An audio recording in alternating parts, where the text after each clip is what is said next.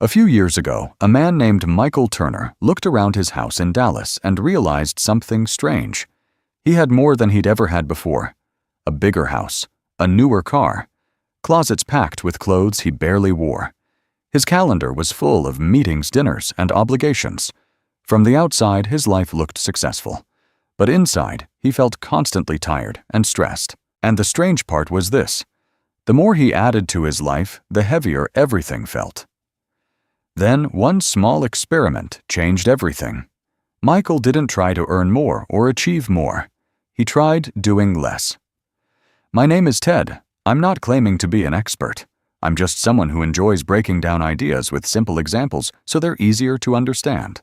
But over the past few years, I've been curious about one simple question. What actually happens when you stop trying to do more and start doing less? That's where Michael's story comes in. Michael didn't suddenly become rich or change his life overnight. What he did was much smaller than that. He began removing things from his life instead of constantly adding more, and surprisingly, those small changes started improving almost every part of his life.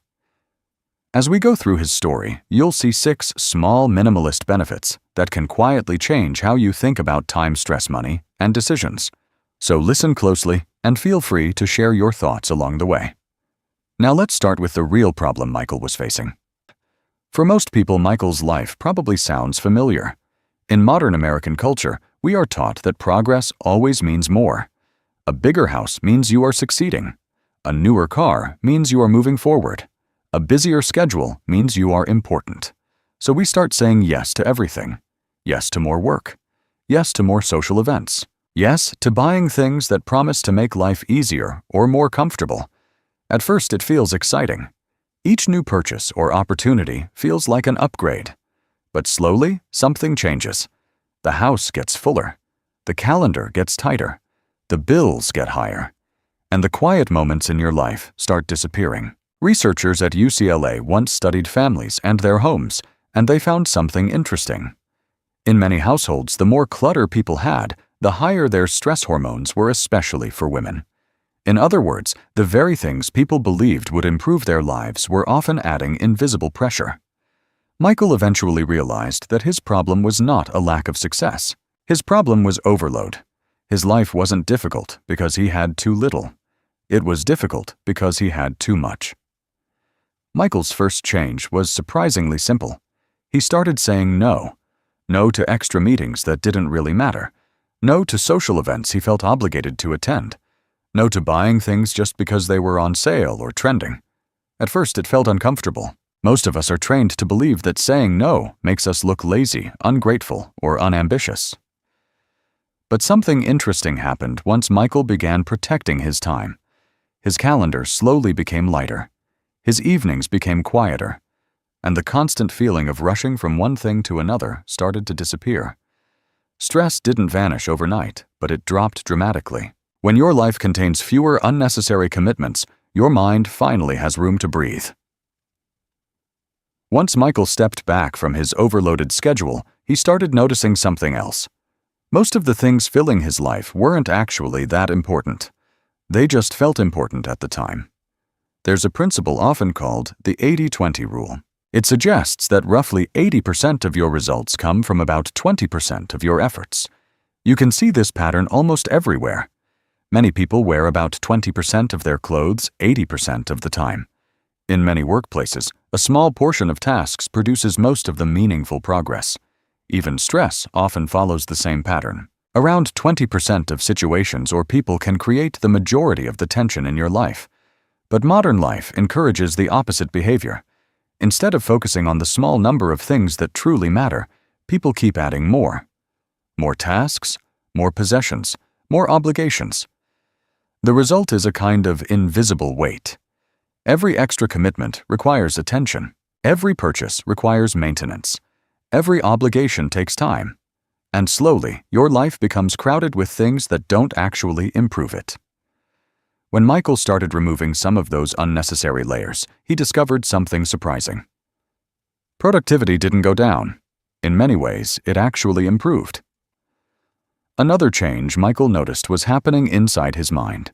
As his house became less crowded with objects, his thoughts also became less crowded with distractions. When every room is filled with things, your brain is constantly processing visual information. Even if you don't realize it, that clutter competes for your attention. Researchers at Princeton University once found that when people are surrounded by too many visual stimuli, their brains struggle to focus on a single task. The distractions reduce concentration and make simple work feel more exhausting. When Michael cleared out closets, storage boxes, and shelves filled with items he never used, his home started to feel calmer, and strangely, his mind felt calmer too. Fewer distractions outside meant fewer distractions inside. If owning less can make life calmer, why do so many people keep chasing more? The answer has a lot to do with psychology. Humans are deeply influenced by comparison. When you see neighbors upgrading their homes, co-workers buying new cars, or friends posting exciting purchases online, it quietly changes your expectations. What once felt like enough suddenly feels ordinary. And ordinary begins to feel like falling behind. Businesses understand this very well. Entire industries are built on the idea that the next purchase will improve your life. Advertising rarely tells you that you already have enough. Instead, it suggests that happiness is just one more upgrade away. There is also an emotional side to spending. Many people buy things as a reward after working hard or dealing with stress. A new gadget, a new outfit, or a nicer car can feel like a small victory, but the relief is usually temporary. Soon, the excitement fades, and the cycle begins again. More work leads to more money leads to more spending, and more spending leads to more pressure. Michael realized that the system quietly pushes people toward more, even when less might actually make life better.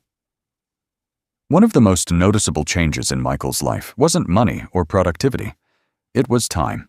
When he stopped filling every empty space in his schedule, something unexpected happened. His days started to feel longer. Evenings were no longer rushed. Weekends were not automatically packed with errands or social obligations. For the first time in years, he had space to do simple things again.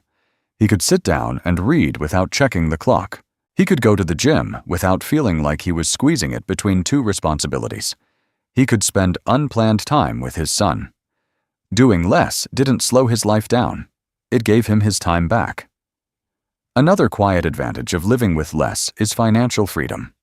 When people constantly chase upgrades, their income often rises, but their expenses rise just as quickly. A larger house means higher mortgage payments. A newer car means larger monthly costs. More shopping means more money leaving your account. Over time, many people end up working harder just to support the lifestyle they built. Michael began questioning every purchase with a simple idea. Does this actually improve my life?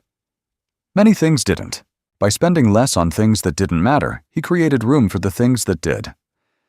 Saving became easier. Financial pressure became lighter.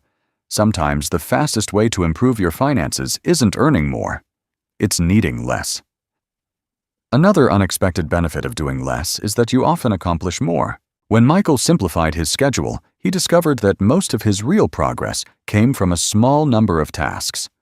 This idea is often described as the 80-20 rule, where a small portion of your effort produces most of your results. Before, his time was scattered across dozens of small obligations. After simplifying his life, he could focus on the few things that truly mattered. Work became more efficient, and decisions became clearer. Sometimes productivity doesn't improve because you add more work. It improves because you remove what doesn't matter. Over time, Michael discovered that the idea of doing less became more than just a habit. It became a filter for his decisions. Whenever a new opportunity appeared, he asked himself a simple question: does this make my life simpler or more complicated? In the past, his default answer was yes. Now, his default answer became no, unless something truly mattered. This small shift changed everything. Fewer commitments meant fewer regrets. And with fewer distractions, the decisions that remained became much easier to make. When Michael first tried doing less, he thought he might fall behind. He worried that saying no would close doors, slow his progress, or make life smaller. But the opposite happened. By removing the noise, he could finally see what actually mattered. Less stress gave him more peace. Fewer possessions gave him more clarity. Spending less gave him more freedom. And protecting his time helped him focus on the parts of life that truly counted. In a world that constantly pushes you to chase more, choosing less can feel strange at first. But sometimes the simplest improvement to your life is not adding something new. It's removing what was never necessary.